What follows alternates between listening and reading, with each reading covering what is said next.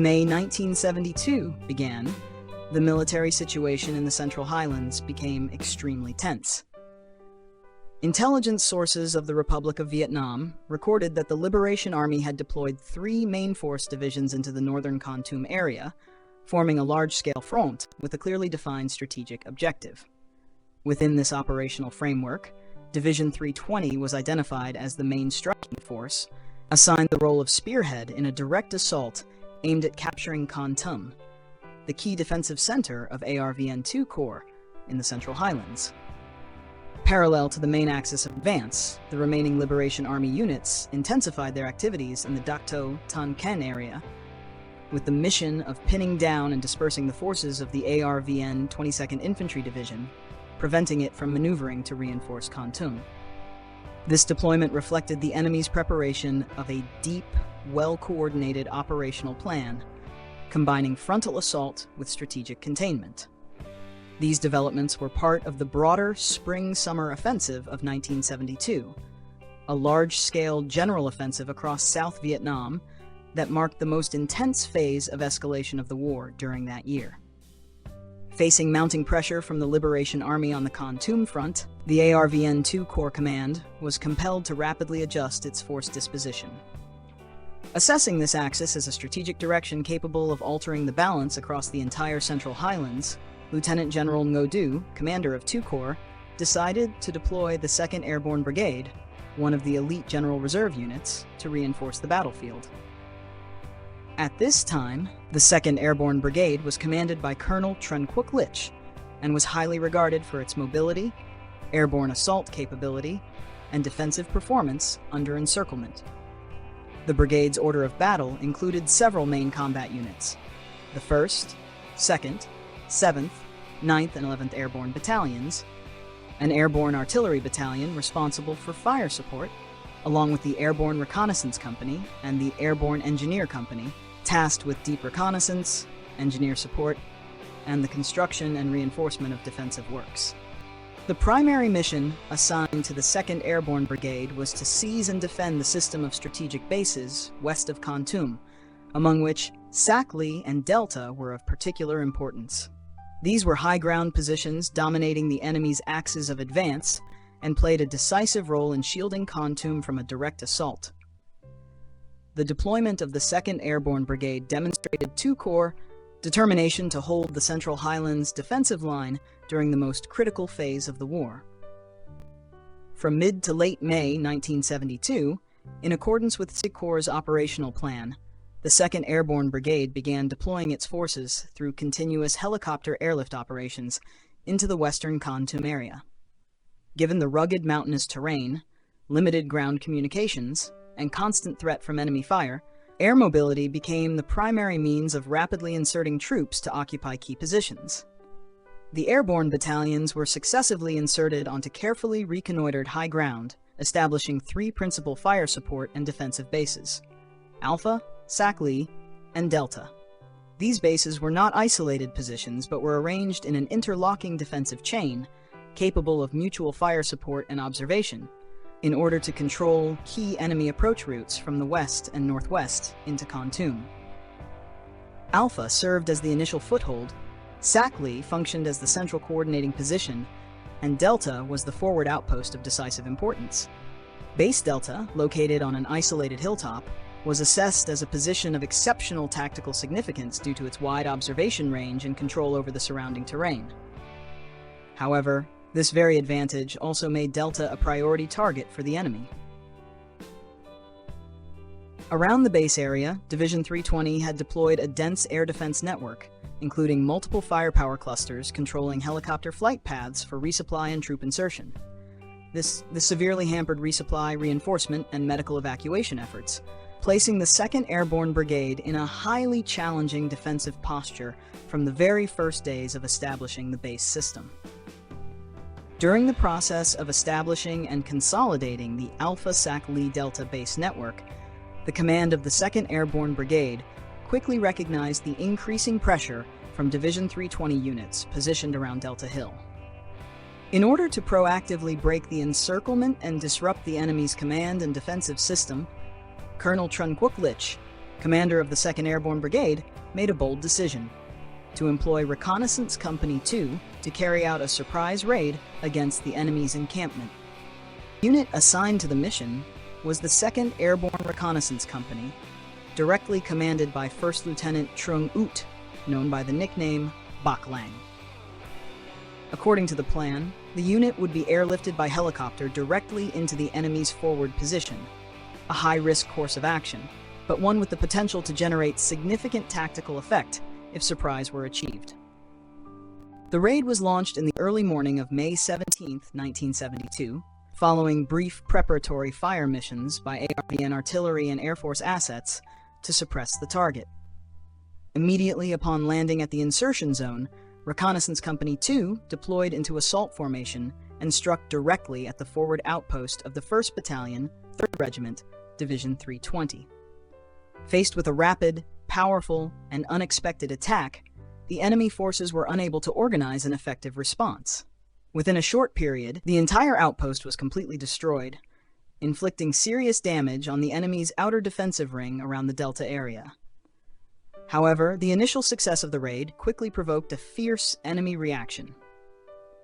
Soon afterward, a battalion from Division 320 was urgently deployed to encircle Reconnaissance Company 2, placing the airborne unit in a position of deep isolation within enemy-controlled territory.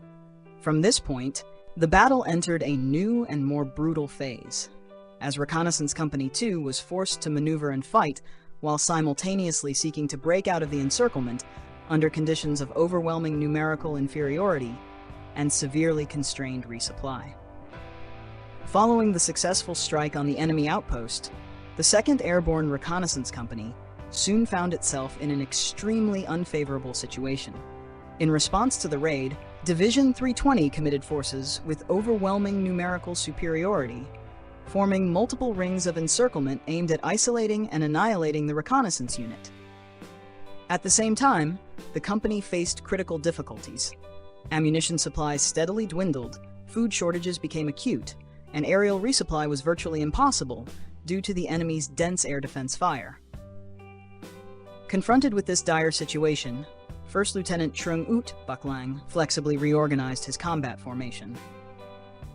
The company was dispersed into small teams that maneuvered continuously, shifted firing directions, and deceived the enemy, forcing the encircling forces to thin out their pursuit elements.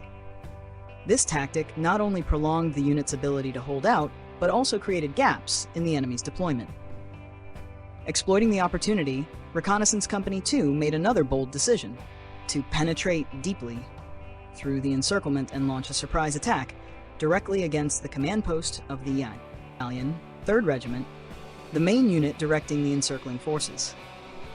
This unexpected counterattack caused severe disruption within the enemy ranks. As a result, the battalion commander of the 1st Battalion, 3rd Regiment, Trung Ha, along with the entire command element, was captured alive. The loss of the forward command post inflicted heavy damage on the command structure and morale of Division 320's 3rd Regiment, forcing the enemy to adjust its deployment under unfavorable conditions. However, from this point onward, the enemy became even more determined to tighten the encirclement, committing larger forces with the objective of annihilating Reconnaissance Company 2, ushering in the next phase of intense fighting around Delta Hill. As the situation of Reconnaissance Company 2, deeply encircled in the Delta Hill area, became increasingly critical, the command of the 2nd Airborne Brigade assessed that without timely relief, the unit faced the risk of severe attrition. On May 20, 1972, under direct brigade orders, the 2nd Airborne Battalion was urgently dispatched from Sackley Base into the combat area with the mission of breaking the encirclement and coordinating with the forces inside to destroy the enemy units surrounding Delta Hill. Upon approaching the operational area, the 2nd Airborne Battalion rapidly deployed into attack formations, launching assaults from the outside in to apply direct pressure on the encircling forces of Division 320's 3rd Regiment. Simultaneously, Reconnaissance Company 2, despite suffering heavy losses and severe logistical exhaustion, actively organized attacks from the inside out, coordinating closely with the relief forces' axis of advance. This two-pronged coordination compressed the enemy leaving them little room to maneuver. The fighting continued fiercely and uninterrupted over 3 days, marked by multiple waves of attacks and counterattacks. In the complex mountainous terrain, the airborne units exploited their mobility, concentrated firepower, and high fighting spirit to gradually dismantle enemy strongpoints and fragment opposing formations. Under mounting pressure, the 3rd Regiment's forces were no longer able to maintain a cohesive posture, and their command system fell into disarray. The outcome of the relief operation was decisive. The 3rd Regiment of Division 320 was shattered, its formation fragmented into multiple smaller elements, forcing the enemy to withdraw from the Delta Hill area. Once the encirclement was completely broken, Reconnaissance Company 2 was evacuated by helicopter to Voding for reorganization and replenishment of personnel and equipment. This victory not only rescued a unit in dire peril, but also delivered a heavy blow to the enemy's main attacking forces around Kon Tum, making an important contribution to holding the western defensive line of the city during the peak phase of the campaign. After the successful conclusion of the relief battle in the Delta Hill area, the ARVN 2 Corps Command promptly organized the recognition and commendation of the participating units, particularly the 2nd Airborne Reconnaissance Company and the 2nd Airborne Battalion. Lieutenant General No Du, commander of 2 Corps, personally visited the operational area to observe the situation and present decorations to individuals and units that had distinguished themselves in combat. This timely recognition not only honored merit, but also reflected the High Command's appreciation of the airborne forces, fighting spirit and operational capability under exceptionally harsh conditions. In terms of morale, the victory at Delta Hill had a clearly positive impact on all ARVN forces defending the Central Highlands. The fact that a small reconnaissance unit could hold out, counterattack, and successfully coordinate a relief operation against a much larger enemy force strengthened soldiers' confidence in the effectiveness of mobile, flexible tactics combined with coordinated firepower. At the same time, this achievement enhanced the prestige and standing of the 2nd Airborne Brigade as a rapid reaction and key defensive force. From a tactical perspective, the battle not only severely weakened the 3rd Regiment of Division 320, but also forced the enemy to adjust its operational plans around Kon Tum. Breaking the encirclement at Delta enabled ARVN to maintain the chain of strategic bases west of the city, ensuring defensive depth during the peak of the spring-summer offensive of 1972. This was regarded as a symbolic victory, demonstrating the effectiveness of decisive command combined with the combat capabilities of elite units. After failing in their attempt to annihilate Reconnaissance Company 2 and suffering heavy losses in the Delta Hill area, the enemy did not abandon this strategic objective. On the contrary, they quickly intensified military pressure, turning Delta Base into a fiercely contested focal point in the following weeks. For ARVN 2 Corps, holding Delta was of vital importance, as it constituted a key position in the western defensive chain of Kon Tum. Period, the 2nd Airborne Battalion was assigned the direct mission of defending Delta Base.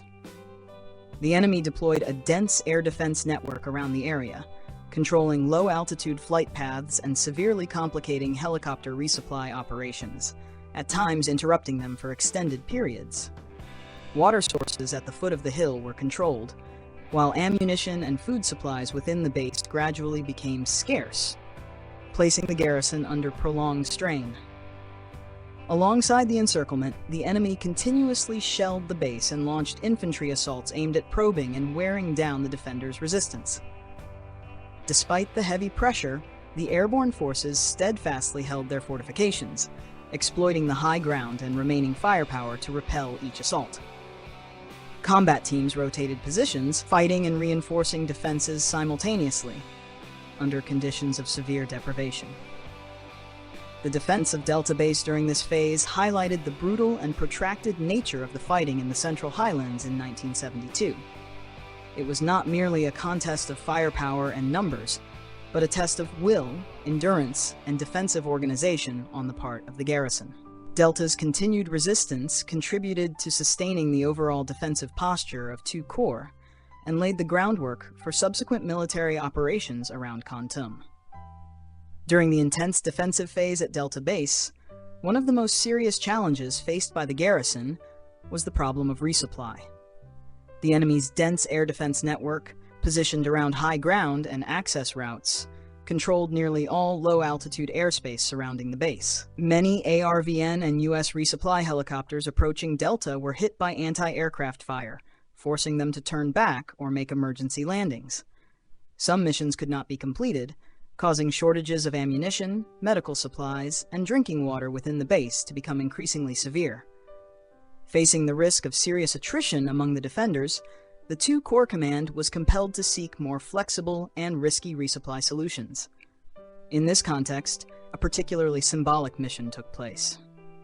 U.S. military advisor John Bav personally piloted a light OH-58 reconnaissance helicopter, a 2-seat aircraft not designed for resupply missions in heavy fire zones.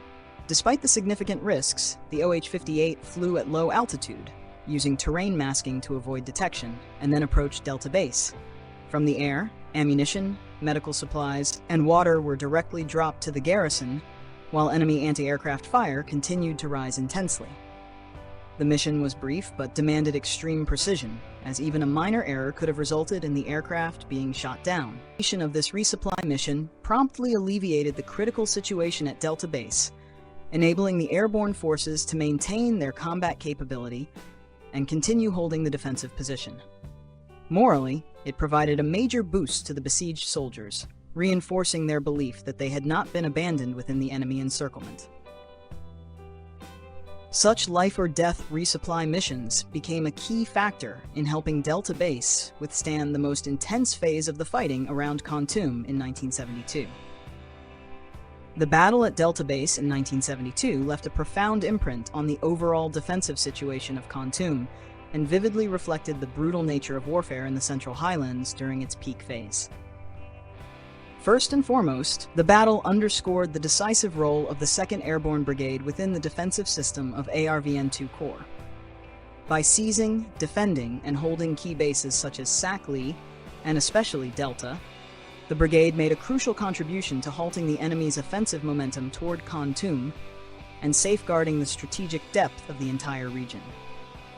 Moreover, the Delta battle clearly demonstrated the flexibility and high fighting spirit of ARVN airborne forces. From bold reconnaissance actions and counterattacks under encirclement to resilient defense under conditions of deprivation and overwhelming firepower, the airborne units displayed a strong capacity to adapt to complex battlefield situations, effectively combining command, mobility, and firepower. Conversely, despite enjoying significant advantages in numbers and firepower, Division 320 failed to achieve its objective of destroying Delta Base. This failure forced the enemy to adjust its operational plans around Khartoum, reducing the effectiveness of its main offensive thrust during the critical phase of the Spring-Summer Offensive of 1972. Viewed more broadly, the battle at Delta stands as a representative engagement of high-intensity, asymmetric warfare in the Central Highlands, where willpower, organizational ability, and tactical flexibility proved to be decisive factors no less important than manpower or equipment.